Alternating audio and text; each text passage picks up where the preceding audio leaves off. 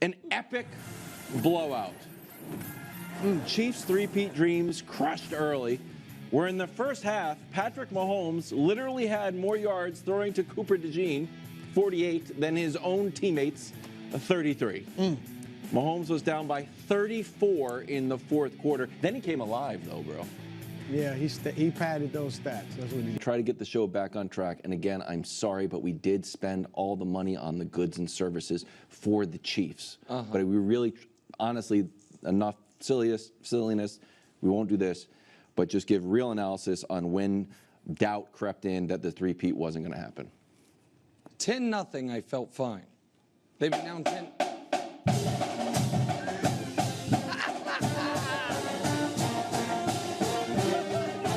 It's already spent. It's already in the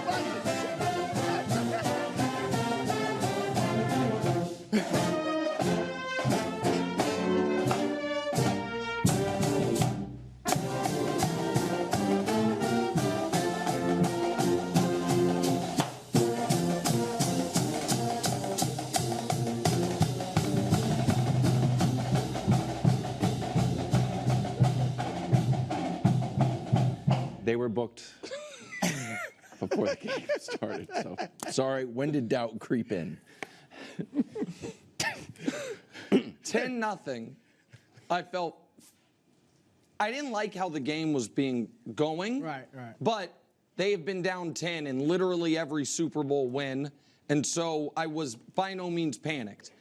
The pick six was not great. No. But even in that moment, pick six, okay, down 17, they were still, okay, down 17, going to get the ball at half, got to score before half.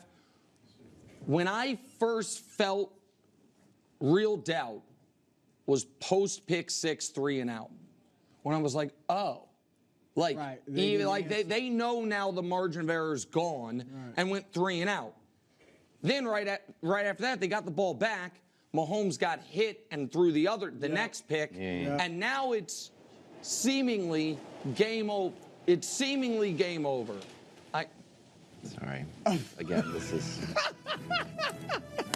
this wasn't. Keep going. You have to. We're here for your analysis. Sorry. It's seemingly game over. Yes. Sorry. Keep going. However, and so Brew, what do you think I did at halftime? You know what I did. Walk the dog. Without the dog. I just walked around the block repeatedly. No phone, no dog, just thinking. And I had a moment where I was like, wait a minute. Oh. Wait a minute. This whole dynasty started down 24-0 against the Houston Texans. That was the first playoff game of the 2019 season. Right. Okay. And I was like, you know what? I was now the end of that walk thinking, would 24-0 trump 28-3? It's one less point, but it's Crossed my mind a little bit. All of it. So it could comfort you in that moment. So yes. So I had renewed hope. Yeah. Big JTV, man. Your boy is tired.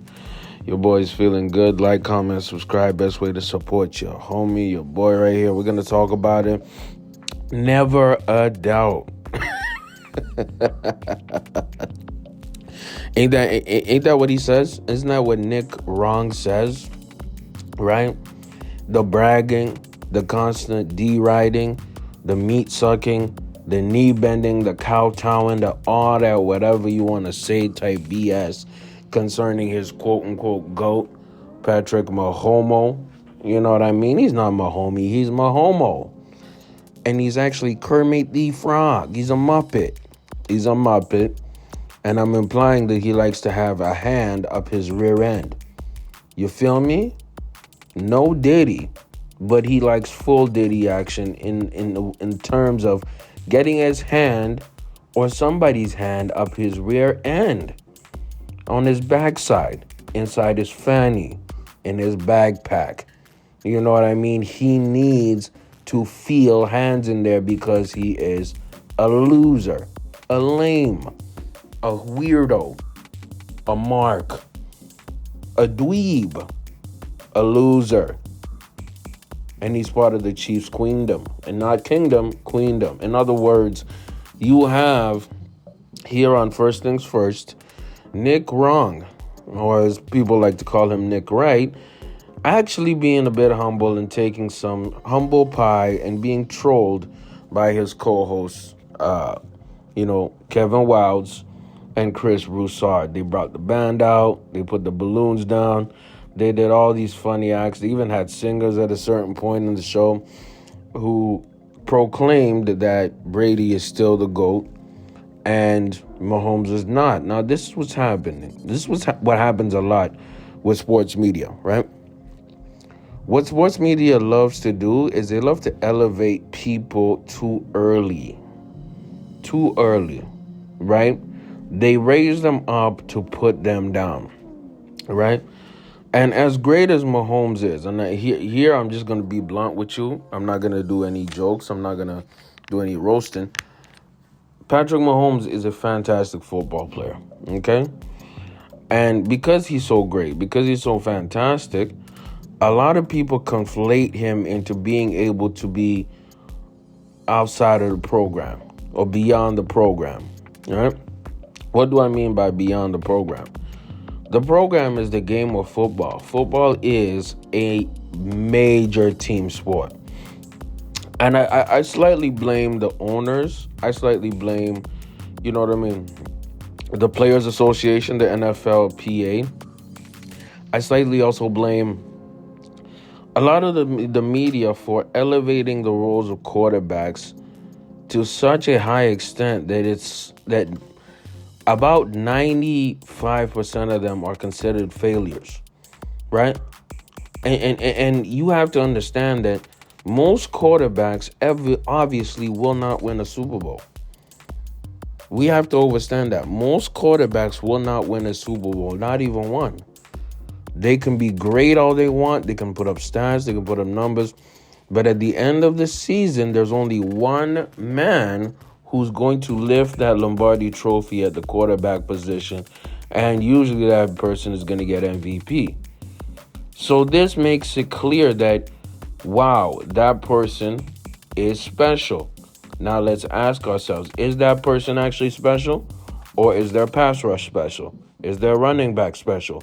Is their coaching special? Is their defensive, their DBs special? Is the play calling special? Are the referees giving favorable calls? Is there other factors that are special? Are they healthy at the right time?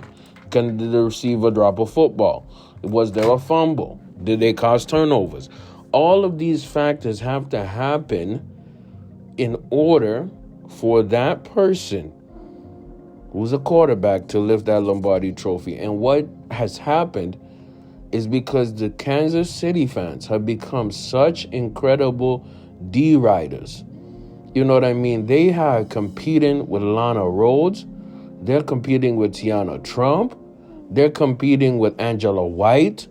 They're competing with Pinky. Shout out Pinky in her prime. They're competing with all types of corn stars in order to see who can ride D the best for their quote-unquote GOAT, Patrick Mahomes. Now, can I give them this credit? Their team has won a lot in the past 5 years. You know what I mean? 3 rings in about 7 or 8 seasons, my mistakes. That is incredibly impressive. But you have to understand that a team is human. A team is susceptible to losing. You know what I mean? Last night, what we saw was a defensive line that was so vicious, so strong, they barely blitzed. They didn't need to blitz.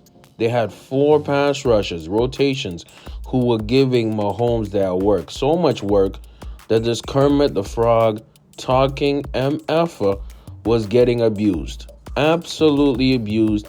And by the second quarter, meaning before halftime, the game was pretty much over at 17-0 after a pick 6. So Patrick Mahomes played his worst game, and it was almost predictable because he had been getting away with so many things, and the Chiefs had been getting away with so much sloppy football. The dam was gonna break, man. The chickens came home to roost, as Malcolm X would say.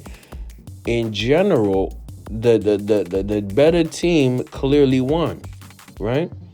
And because of this arrogance from Chiefs fans who are led by their guy Nick Wrong, they had this irrational thinking that boom, no matter what, we can survive it.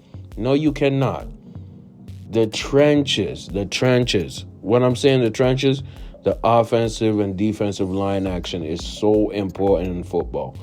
And unfortunately, we're in a sports culture, that's so quarterback obsessed, we forget them guys who are actually in the trenches making big plays.